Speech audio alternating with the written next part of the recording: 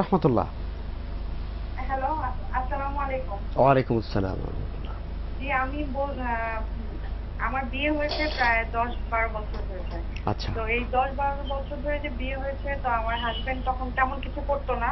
ইদানিং উনি কিছু কাজ-টাজ করেন, আর আমার ২ বছরের একটা বাচ্চা আছে।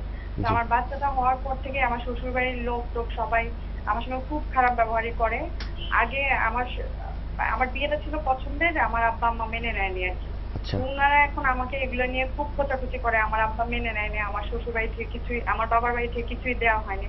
এগুলো আমার হাসব্যান্ডকেও বলে, তো উনি খুব রেগে থাকে। আর উনি মানে বেশি ইনকাম-টিনকাম করেন না। তো জি। খুব ছোটখাটো ব্যাপারে উনি খুব রাগারাগি করেন, মাইর ধরেও করেন এরকম। এরকম আমি সহ্য করতে, করতে দেখা গেছে ছোট্ট একটা ব্যাপারে উনি আমাকে ২৫ দিন আগে অনেক মারতেছিল। তখন এক পর্যায়ে আমিও উনাকে বলে ফেলছি যে, "আপনি আমাকে ১০ বছরেও কিছু দিতে পারেন নাই। আমাদের খাওয়াইতে পরাইতে পারতেছেন না। এখন আমাদেরকে শ্বশুরই পালতেছে।" তারপর উনি যখন আমাকে মারতেছিল, আমি আর সহ্য করতে না পারে আমি উনাকে একটা থাপ্পড় দিয়ে দিয়েছি। এখন উনি আমার সঙ্গে আর একদমই কথা বলেন না। আমি উনার কাছে ওই দিন থেকেই অনেক মাপ চাইতেছি। কিন্তু উনি আমার সঙ্গে কথাও বলেন না, আমার দিকে তাকানো না এরকম। জি। আল্লাহর কাছে দোয়া করতেছি কিন্তু কোনো কিছু ঠিক হচ্ছে না। আমি উনার কাছে মাপ চাচ্ছি। এখন আমার জি, জাকাতের বিষয়টি তো বলা হয়েছে জি, জি, আলহামদুলিল্লাহ। যে আমাদের আরেকজন বোনের জীবন কাহিনী সংক্ষেপে উনি বললেন, জি, আপনি শুনছেন? শুনছি। জি, সেই বিষয়টি যদি একটু বলেন। জি, আসলে বোন, আমরা জীবনটা যে কত দীর্ঘ এবং কত কঠিন এটা অনেকেই জীবনের শুরুতে বুঝতে পারে না। বিশেষ করে যখন ছেলে বা মেয়েদের বয়স ১৪-১৫ হয়, তখন থেকে ২৫-২৬ পর্যন্ত এই যে সময়টা, এটা বয়সের কারণে আমাদের ভিতরে যে জৈবিক উচ্ছলতা, অস্থিরতা থাকে, যৌবনের অস্থিরতা, এটার কারণে আমরা সিদ্ধান্তগুলো না ভেবেই গ্রহণ করি। যে কারণে পছন্দ অপছন্দ আমরা করে ফেলি বিবাহের ক্ষেত্রে, অন্যান্য অনেক ক্ষেত্রে, বন্ধু গ্রহণের ক্ষেত্রে, যা পরবর্তীতে প্রায় অধিকাংশ ক্ষেত্রে কষ্টের জন্ম দেয়। এজন্য সবাইকে অনুরোধ করব, আপনাকে না, আপনার এই ঘটনাকে ভিত্তি করে, যে যারা আমরা দেখছি এবং যারা মুরব্বীরা দেখছেন, ছেলে মেয়েদের বোঝাতে হবে যে সিদ্ধান্তটা ২৫-এর পরে হোক। বন্ধু চয়েস করা, পিতামাতার আশ্রয়ে সিদ্ধান্ত গ্রহণ করা এই সময় উচিত। দ্বিতীয় বিষয়, যেটা পিতামাতা ভুল করেন, আমরা আমাদের ছেলে মেয়েদেরকে ইসলামী আদব অনুযায়ী পর্দার ভিতরে রাখি না, তারা বেপর্দা চলে। তাদেরকে নৈতিকতাও শিক্ষা দেই না, অন্য নারীদের দিকে, মেয়েদের দিকে তাকানো, তাদের আদব, তাদের ইত্যাদিগুলো কোনোটাই শিক্ষা দিই না। বরং তাদেরকে আমরা প্রকারান্তরে অশ্লীলতা, বেহায়াপনায় উস্কে দিই।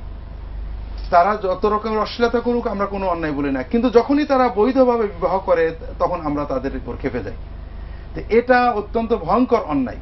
ছেলে মেয়েরা, আমরা তাদের ঈমান শেখাচ্ছি না, কিন্তু তাদের ভিতরে কিছু ঈমান রয়ে গেছে, যে কারণে তারা যখন একে অপরের পছন্দ করে, তখন বিবাহ করতে চায়। তারা জানে বিবাহের বাইরে সম্পর্কটা আল্লাহ পছন্দ করেন না।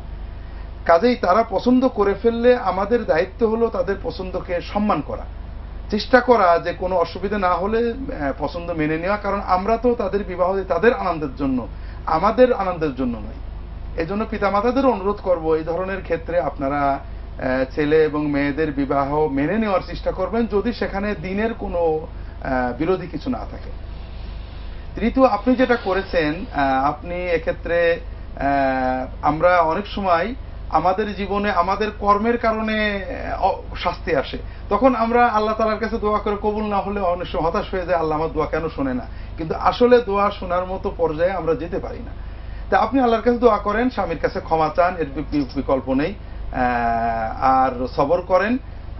ইনশাআল্লাহ সময়ের তিনি ভালো হবেন, এবং আপনি আপনার আচরণকে ভালো করার চেষ্টা করেন সাধ্যমতো। কারণ বারবার খুঁটা দিয়ে কোনো লাভ হয় না। একজন আহত মানুষকে খুঁটা দিলে ব্যথা পান, আর ব্যথার প্রকাশটা এইভাবেই ঘটে।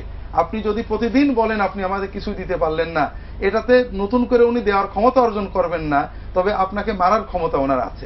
এজন্য আপনাকে বলবো, বা এই ধরনের যারা বিপদে আছেন, এসব ক্ষেত্রে বারংবার স্বামীকে খুঁটা দেওয়ার মাধ্যমে আমরা কিছুই অর্জন করতে পারবো না, তিক্ততা ছাড়া। এটা আর কমাতে হবে, চেষ্টা করতে হবে। আর স্বামীদেরও এক্ষেত্রে দায়িত্ব রয়েছে, যেটা যেহেতু স্বামীরা শুনছেন না হয়তো, এজন্য আমি আর বললাম। জি, আলহামদুলিল্লাহ। আসসালামু আলাইকুম।